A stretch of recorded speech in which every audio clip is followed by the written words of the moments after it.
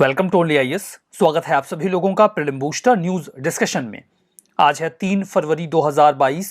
तो आइए देख लेते हैं कैसे कौन से इंपॉर्टेंट आर्टिकल्स हैं जो आज हम कवर करने वाले हैं।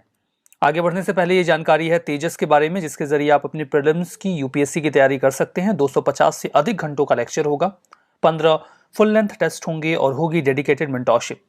आप इस कोर्स के बारे में कोई और जानकारी चाहते हैं तो फिर आप 7007931912 पे कॉल कर सकते हैं या फिर मेल कर सकते हैं info@onlyas.com पे। कोर्स अवेल करने के लिए आपको जाना होगा video.onlyas.in पे। इन कोर्सेज के साथ आपको सीसैट के लेक्चर्स फ्री ऑफ कॉस्ट मिल जाएंगे। तो चलिए आगे बढ़ते हैं और देखते हैं अपना पहला आर्टिकल, जो कि यूनियन बजट 2022-23 के बारे में है। मैं आपको बता दूं कि यूनियन बजट चूंकि आ चुका है, तो आज का ये जो सेशन है इसका एक बहुत बड़ा हिस्सा किसी न किसी रूप में यूनियन बजट या उसमें अनाउंस किए गए इनिशिएटिव्स के ऊपर बेस्ड होगा। जो union minister for finance and corporate affairs Nirmala Sitharaman ji हैं, उन्होंने यूनियन बजट 2022-23 को पार्लियामेंट में टेबल किया। इसमें कुछ जो महत्वपूर्ण बातें की गई उन पर एक हल्की सी चर्चा करते हैं।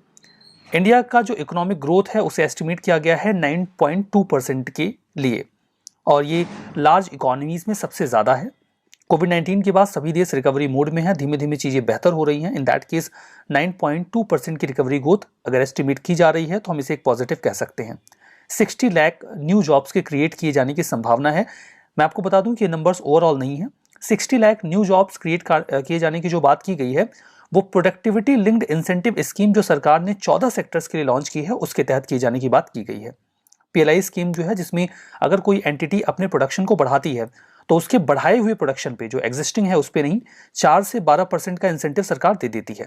तो उसमें इस वजह से 60 लाख नए जॉब्स के क्रिएट होने की संभावना बताई जा रही है। जो पीएलआई स्कीम है उसमें ये भी पोटेंशियल है कि वो एडिशनल प्रोडक्शन कर सकता है 3 लाख करोड़ की वैल्यू का। अमृतकाल, ये एक नई शब्दावली है जो इस पूरे बजट में हमें देखने को मिली है, जहां पर अब एक जो टारगेट बनाया गया है दैट इज इंडिया एट 100, मतलब भारत की आज़ादी को जब 100 साल पूरे होंगे तब तक के लिए हमारा विजन क्या होगा। यहाँ पे 4 प्रायोरिटीज को फोकस किया गया है एंड दैट इज पीएम गति शक्ति, जिसके तहत मैसिव इंफ्रास्ट्रक्चर को बिल्ड करने की बात की जा रही है। इंक्लूसिव डेवलपमेंट, सभी लोगों का डेवलपमेंट एक साथ किया जा सके। तीसरा है productivity enhancement and investment, sunrise opportunities, energy transition and climate action, और चौथा है फाइनेंसिंग ऑफ इन्वेस्टमेंट। कुछ और भी मेजर अनाउंसमेंट जो बजट में की गई हैं उन पर चर्चा कर लेते हैं। जैसे कि रेलवे स्टेशन के लिए 1 स्टेशन 1 प्रोडक्ट का कॉन्सेप्ट लाया गया है, जिससे कि एक स्टेशन के लिए स्पेसिफाई कर दिया जाए एक प्रोडक्ट, और जो लोकल बिजनेस हैं या उनका जो सप्लाई चेन है वो इससे फ्लरिश हो। पर्वतमाला के माध्यम से national ropeway development programme launch किया गया है, जहां पर जो टफ टेरेन वाले एरिया हैं वहां पर कई सारे रोपवे डेवलप किए जाएंगे। ये पहाड़ी इलाकों में ट्रांसपोर्टेशन का एक बहुत ही अच्छा मीन्स माना जाता है। इसे पब्लिक प्राइवेट पार्टनरशिप मॉडल पर रन किए जाने की बात की गई है। किसान ड्रोन्स का इस्तेमाल किया जाएगा न केवल क्रॉप के असेसमेंट में बल्कि लैंड रिकॉर्ड को डिजिटाइज करने में भी। इंसेक्टिफाइड और न्यूट्रिएंट को स्प्रे करने के लिए भी हम ड्रोन्स का इस्तेमाल कर सकते हैं। एमएसएमईज के लिए उद्यम, ई श्रम, एनसीएस और असीम, ये जो पोर्टल्स अलग अलग काम कर रहे हैं, इन्हें इंटरलिंक करने की भी बात की गई है। हेल्थ के सेक्टर में एक ओपन प्लेटफॉर्म तैयार किया जाएगा नेशनल डिजिटल हेल्थ इकोसिस्टम के लिए। National tele mental health programme को भी लॉन्च किया गया है, जिसके माध्यम से मेंटल हेल्थ के लिए काउंसलिंग और केयर सर्विसेज दी जाएंगी। कोविड-19 के बाद मेंटल हेल्थ एक बड़ी समस्या बनी रही है। इसके साथ जो एक और महत्वपूर्ण समस्या है वो ये है कि इसे रिकॉग्नाइज नहीं किया जाता। सक्षम आंगनवाड़ी, न्यू जनरेशन आंगनवाड़ी, इसे एक दूसरा नाम भी दिया गया है। इसके माध्यम से जो बेनिफिट्स हैं इन्हें इंटीग्रेट कर दिया जाएगा, चाहे वो मिशन शक्ति के हों, मिशन वात्सल्य के हों, सक्षम आंगनवाड़ी या पोषण 2.0 के हों।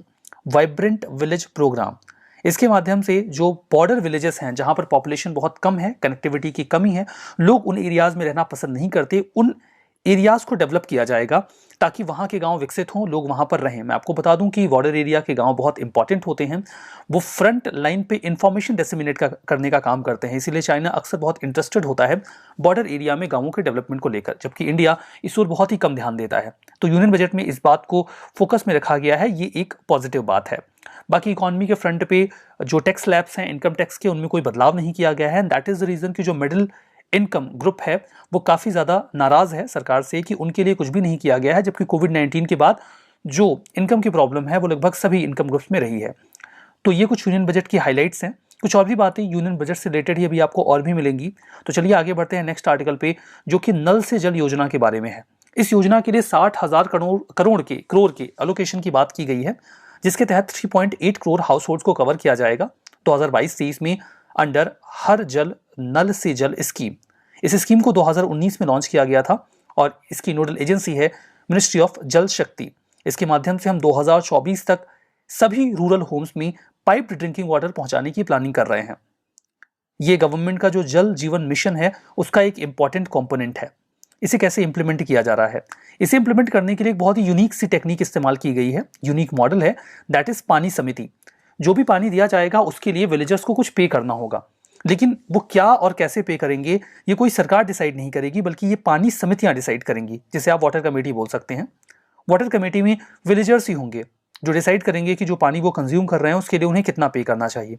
टैरिफ सभी लोगों के लिए सेम नहीं होगा, मतलब एक बराबर नहीं होगा। जो बड़े हाउस होल्ड हैं उनसे ज़्यादा पैसे लिए जाएंगे, जबकि ऐसे हाउस होल्ड जिनके पास कोई इनकम नहीं है, कोई अर्निंग मेंबर नहीं है, उन्हें एग्जेम्प्ट कर दिया जाएगा। जल जीवन मिशन के तहत 55 लीटर पानी पर पर्सन पर डे दिए जाने का प्रावधान है, जिसके लिए functional house hold tap connection का इस्तेमाल किया जाएगा 2024 तक। मिनिस्ट्री ऑफ जल शक्ति के तहत है, ये बात मैं आपको पहले भी बता चुका हूं। इसे इंप्लीमेंट करने के लिए कम्युनिटी अप्रोच ऑप्ट किया गया है। इंफॉर्मेशन डिसेमिनेट की जाएगी, एजुकेशन और कम्युनिकेशन के माध्यम से इस पूरे मिशन को स्प्रेड किया जाएगा। पानी के लिए ये एक जन आंदोलन की तरह वर्क करेगा। इसके माध्यम से सेंटर और स्टेट के बीच में देखिए फंडिंग का मैकेनिज्म क्या है कि जो हिमालयन या नॉर्थ ईस्टर्न स्टेट्स हैं वहाँ पे 90% पैसा केंद्र जबकि 10% राज्य देंगे। अदर स्टेट्स के लिए 50-50 होगा और यूटीज के लिए ऑब्वियसली 100% केंद्र सरकार ही खर्च करेगी। PM divine scheme, union budget 2022-23 में पीएम डिवाइन स्कीम ने भी अपनी झलक दिखाई। ये प्राइम मिनिस्टर का एक मतलब एक उसी के इनिशिएटिव के पार्ट में you can say PM development initiative for north east, ये इसका फुल फॉर्म है। नॉर्थ ईस्टर्न काउंसिल इसे इंप्लीमेंट करेगी। इस इंफॉर्मेशन को ध्यान से समझिएगा, that will be implemented bye north eastern council. PM divine क्या है? ये एक इंफ्रास्ट्रक्चर स्कीम है। आई रिपीट, पीएम डिवाइन एक इंफ्रास्ट्रक्चर स्कीम है। जैसे पीएम गति शक्ति है जहां पूरे देश में इंफ्रा डेवलप किया जाएगा, वैसे ही पीएम डिवाइन के तहत नॉर्थ ईस्टर्न रीजन में इंफ्रा तैयार किया जाएगा और पीएम डिवाइन उसे फंड करेगा। पीएम डिवाइन स्कीम जो है इसे फॉलोइंग ऑब्जेक्टिव के साथ इंप्लीमेंट किया जा रहा है, जैसे कि नॉर्थ ईस्ट में जो यंगस्टर्स हैं, वुमेन हैं, उनके लिए एम्प्लॉयमेंट की अपॉर्चुनिटीज डेवलप होंगी और जो गैप्स हैं अलग अलग सेक्टर में इंफ्रा को लेकर उन्हें फिल किया जाएगा, इंप्लीमेंट किया जाएगा इसे नॉर्थ ईस्टर्न काउंसिल के द्वारा। ये इन्फॉर्मेशन मैं आपको पहले भी दे चुका हूं। फंडिंग 1500 करोड़ रुपए के एलोकेशन की बात की गई है under PM divine scheme. Project जो है वो कैसे सेलेक्ट किए जाएंगे? प्रोजेक्ट सेलेक्ट करने के लिए रिकमेंड किया जाएगा प्रोजेक्ट्स को सेंट्रल गवर्नमेंट या नॉर्थ ईस्टर्न स्टेट्स के माध्यम से, लेकिन किस प्रोजेक्ट की प्रायोरिटी क्या होगी ये डिसाइड करने का अधिकार नॉर्थ ईस्टर्न स्टेट्स को ही होगा। यहां पे सेंट्रल गवर्नमेंट इंटरवीन नहीं करेगा। कुछ प्रोजेक्ट्स जो इसके तहत इंप्लीमेंट किए जाएंगे या किए जा रहे हैं, those are dedicated services for management of pediatric. Pediatric का मतलब होता है बच्चों का जो इलाज किया जाता है, that is and adult haemolymphoid cancer in north eastern India, Guwahati. ये जो प्रोजेक्ट्स हैं ये इसके अंडर में आ जाएंगे। कंस्ट्रक्शन ऑफ आइजॉल बाईपास जो कि वेस्टर्न साइड में होगा। फर्दर गैप फंडिंग की जाएगी। गैप फंडिंग का मतलब ये होता है कि जो भी प्रोजेक्ट्स में पैसा लगाया जा रहा है जरूरी नहीं होता कि वो फाइनेंशियली वाइबल हो सकता है प्रोजेक्ट उतने पैसे जनरेट ना कर पाए, तो जो गैप क्रिएट होता है उसे सरकार अपनी ओर से दे देती है। तो जो सांग चॉयलिंग ये रोपवे है, पैसेंजर रोपवे, उसमें जो भी पैसे कम हो जाते हैं या जो नुकसान होता है वो सरकार देगी, गैप फंडिंग कर देगी। Gap funding eco friendly ropeway के लिए भी किया जाएगा, जिसे आप आम बोलचाल की भाषा में केबल कार कहते हैं, जो धापर से भाले युदुंगा जो साउथ सिक्किम में है वहां के लिए तैयार किया जा रहा है। पायलट प्रोजेक्ट जहां पे बम्बो लिंक रोड तैयार किए जा रहे हैं मिजोरम के अलग अलग डिस्ट्रिक्ट में, लोकेशन में, उनके लिए भी पैसे दिए जाएंगे। ध्यान दीजिएगा कि जो एग्जिस्टिंग सेंट्रल या स्टेट गवर्नमेंट की स्कीम्स हैं ये उसके सब्स्टिट्यूट के तौर पे नहीं होगा, बल्कि वो जो अपना रन कर रहे हैं वो रन करेंगे और इसे एडिशनली वहां पे डेवलप किया जाएगा। हमारा next article digital varsity and E content के बारे में है। यूनिवर्सिटी से मिलता जुलता शब्द आपको लग रहा होगा, डिजिटल वर्सिटी। बजट 2022 में फाइनेंस मिनिस्टर ने कई सारे इनिशिएटिव्स के बारे में बात की एजुकेशन सेक्टर के, उसी का एक हिस्सा रहा डिजिटल वर्सिटी। देश स्टैक ई पोर्टल, इसके माध्यम से डिजिटल इकोसिस्टम तैयार किया जाएगा जिसमें हम बेसिकली स्किल करेंगे लोगों को।